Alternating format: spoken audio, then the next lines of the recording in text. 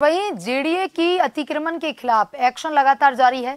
आज गोपालपुरा से लेकर के गुजर की थड़ी तक अतिक्रमणों को हटाया जा रहा है और इसी खबर पर ज्यादा जानकारी के साथ हमारे संवाददाता योगेंद्र पंचोली हमसे लाइव जुड़ चुके हैं। योगेंद्र, लगातार जेडीए एक्शन मोड में है। पहले ही ये निर्देश दिए जा चुके थे, पहले ही इशारा दिया जा चुका था कि अतिक्रमणों पर कार्रवाई होगी। आज अतिक्रमण हटाने का ये पहला दिन, कहां से कहां तक ये कार्रवाई हो रही है?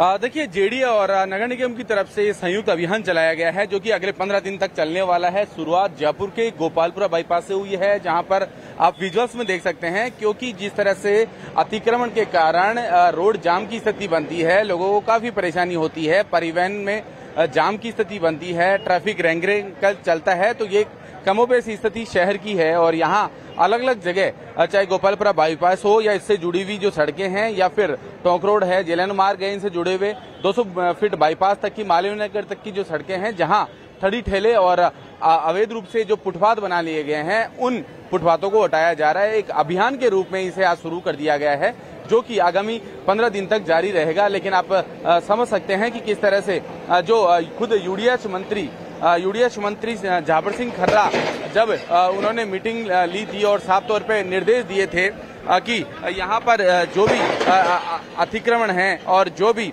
अवैध इस तरह से स्ट्रक्चर बना लिए गए हैं जो कि सड़क सीमा में हैं, उन्हें हटाने के लिए एक बड़ा अभियान चलाने की जरूरत है।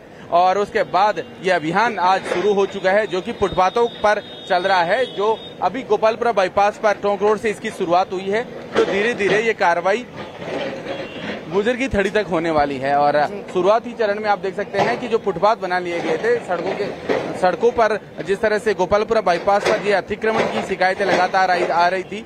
आपने पहले भी देखा होगा कि गोपालपुरा बाईपास की चौड़ाई बढ़ाई गई थी, उस दौरान ये स्ट्रक्चर तोड़ दिए गए थे, लेकिन उसके बावजूद भी इस तरह से यहाँ पर जो अतिक्रमण है वो कर लिए जाते हैं। लोगों को आवागमन की जो सुविधा है उस पर काफी परेशानी होती है।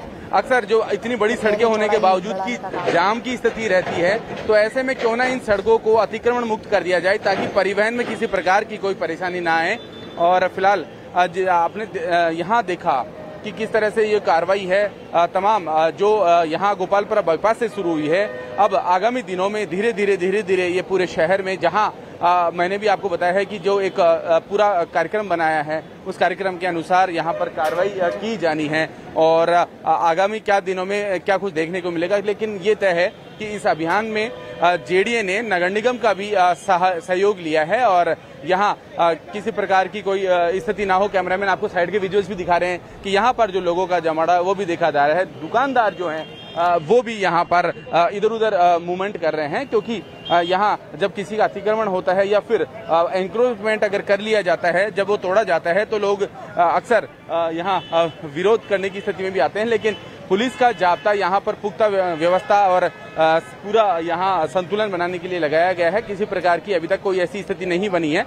लेकिन अब आप देख सकते हैं विजुअल्स में भी खुद जो लोग हैं अपना अतिक्रमण यहाँ हटा रहे हैं ताकि किसी प्रकार का नुकसान उनको ना हो। लेकिन ये एक ऐसी स्थिति है, लोग बार बार अतिक्रमण करते हैं छोटे मोटे। और यहाँ तक कि कुछ सड़कों की स्थिति तो ऐसी ही है जो आपको मैं अवगत कराना चाहूंगा कि वहाँ ठड़ी ठेलों के कारण अक्सर जाम की स्थिति रहती है। और एक बार जेडीए के जो प्रवर्तन अधिकारी हैं उनसे भी मैं बात करने का प्रयास जरूर करूंगा कि यहाँ जो कार्रवाई है आगामी कहाँ तक चलेगी कार्रवाई और उसके बाद क्या रहने वाला है, क्योंकि आज पहला दिन है। सर, आपसे जानना चाहेंगे, आज पहला दिन है और सड़कों को जिस तरह से अतिक्रमण है उन्हें हटाने की कार्रवाई प्रारंभ कर दी गई है। जी हाँ, अभियान शुरू हो चुका है। आज के दिन इस प्रकार के अभियान की शुरुआत की गई है, जहां शहर के मुख्य सड़कों पर इस प्रकार के जो अस्थायी और अस्थायी अतिक्रमण है उनको हटाया जाएगा। आज के दिन की जो कार्रवाई है वो गोपालपुरा मोड़ से लेकर गुजर की थड़ी तक की कार्रवाई है और करीब लगभग 3 किलोमीटर की कार्रवाई है जो आज संपन्न की जाएगी। आगामी दिनों में जो कार्रवाई होनी है, लगभग 15 दिन तक की कार्रवाई चलेगी, उसकी पूरी रणनीति बन चुकी है। इस बारे में सभी जो रोड मैप तैयार किया जा चुका है और मार्ग चिन्हित किए जा चुके हैं।